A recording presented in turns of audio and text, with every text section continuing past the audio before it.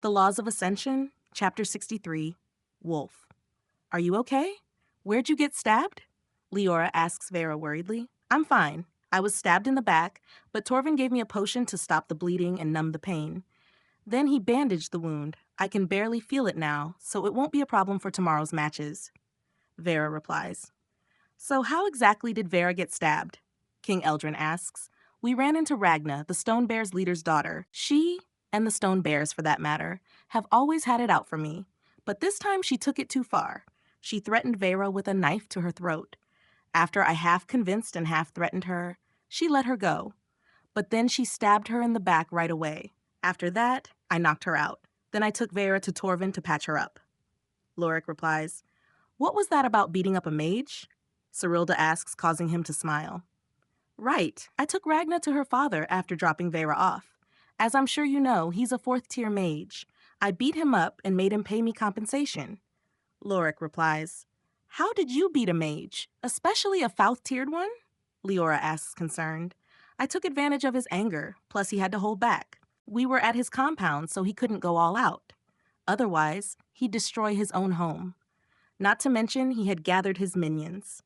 I used increased gravity to keep them on the floor. If he went all out, they'd have died in the crossfire. I took him out by attacking from his blind spot. I manipulated my gravity to float high above him before dropping on top of him. He dropped from that, and that was it. I woke him back up and made him pay me compensation before leaving. Lorik replies, How much did you make him pay? Rowan asks. A single gold coin. Lorik replies, stunning him into silence. The others look at him like he's crazy. You fought a mage just to make him pay you 1 gold coin? Leora asks. Yes and no. I fought him to send a message. Now everyone down there knows what'll happen if they mess with me or Vi, people I hang out with. Lorik says, swiftly changing his words. But I also did it because it was inevitable. I was going to fight the bears sooner or later. Also, at the end of the day, I did damage their compound, harm his daughter, and injure his people. I couldn't demand much for compensation afterward. Lorik replies before smiling. Besides, when word gets out that I only took a single gold coin, it'll make them a laughingstock, he adds. So, are you really becoming a wolf pup? Cyrilda asks, causing Lorik to sigh and nod. I don't have much of a choice here. I use my spells openly. It's only a matter of time before people realize that Fox is someone using a new law and the gravity law. As far as I know, there's only one person who fits that bill, Lorik replies. What's a wolf pup? Vera asks. It's a title given only to 3 others before. It means that they're effectively a candidate for the next ruler of the black market. That ruler would wear a wolf mask, hence the title wolf pup. King Eldrin explains. Ruler? Like a king type of ruler? Leora asks.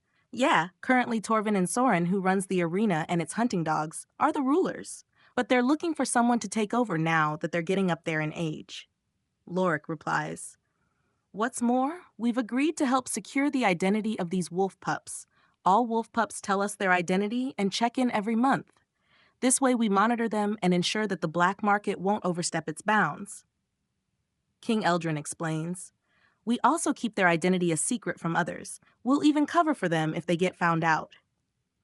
Cyrilda adds, Which I'm going to need since I revealed my laws, Lorik says, causing Cyrilda to smile. Why are you smiling? I'm just happy that there's a wolf pup I'll get along with, Cyrilda replies. Speaking of, who are the other wolf pups? Sarah asks. They're dead. 2 were assassinated and 1 overstepped their bounds. Lorik replies. How'd they get assassinated? Vera asks worriedly. It was by our nobles. We have to fill in a few of the nobles about the wolf pups. We trust these nobles, but they don't all trust the black market. So one of them had assassinated 2 of the pups, but they've been arrested for other crimes, so don't worry about that now. Cyrilda replies, So what?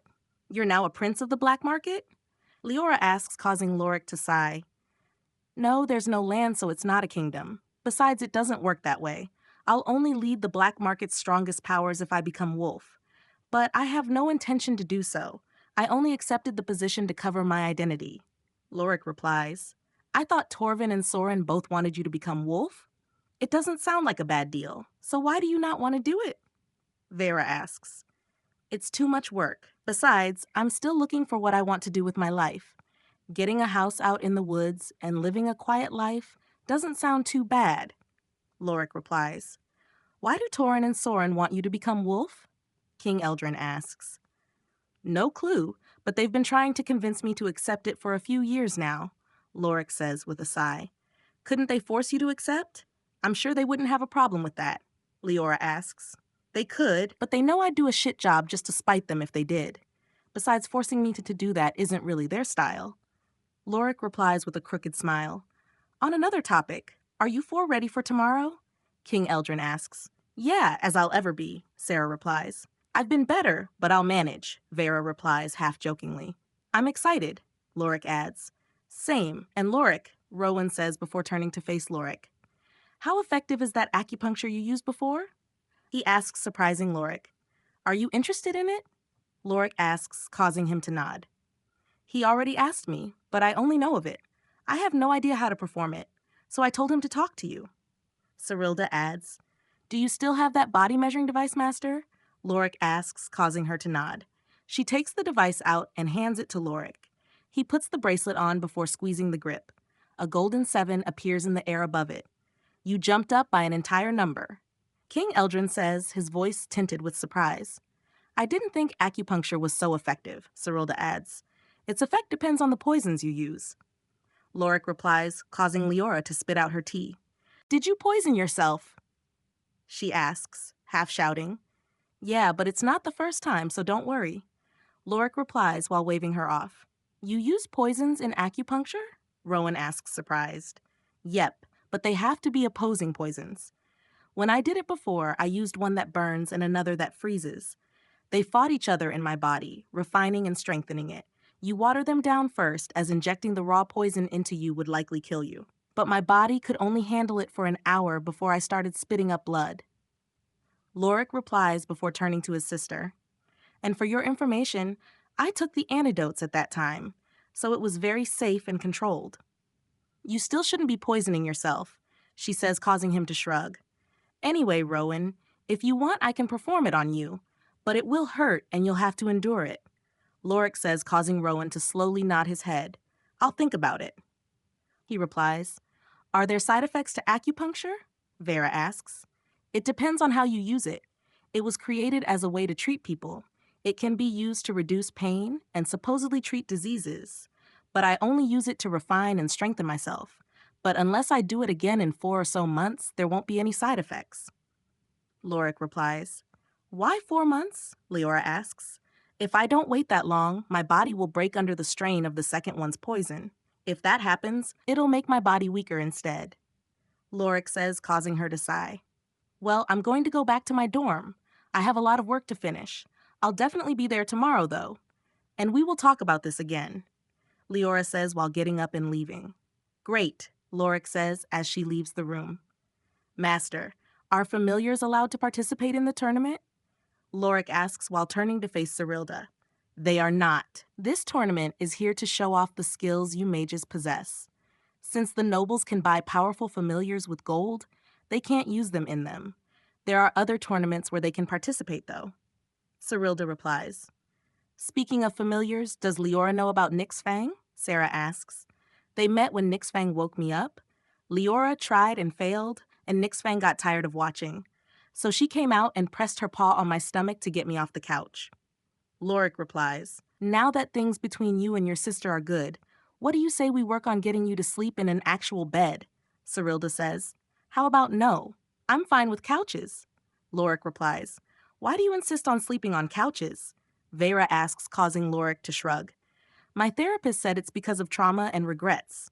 But honestly, I've just gotten used to it. Lorik replies, surprising the others except for Vera.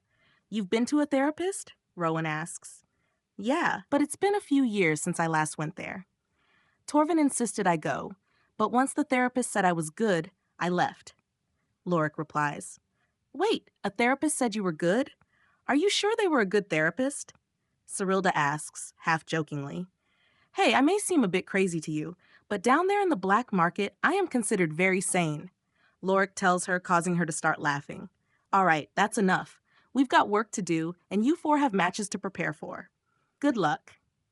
Cyrilda says as magic circles appear under Vera, Lorik, Sarah, and Rowan. They teleport back to their dorm and fall onto the couches. I guess I'll get started on dinner, Sarah says while standing up. I'll help you. I ran out of books to read, Rowan says while following her. Oh, Vera, Lorik says while holding his hand out. A small box appears in his hands and he opens it up. Since you got stabbed earlier, I'll give this to you, Lorik adds while reaching into the box.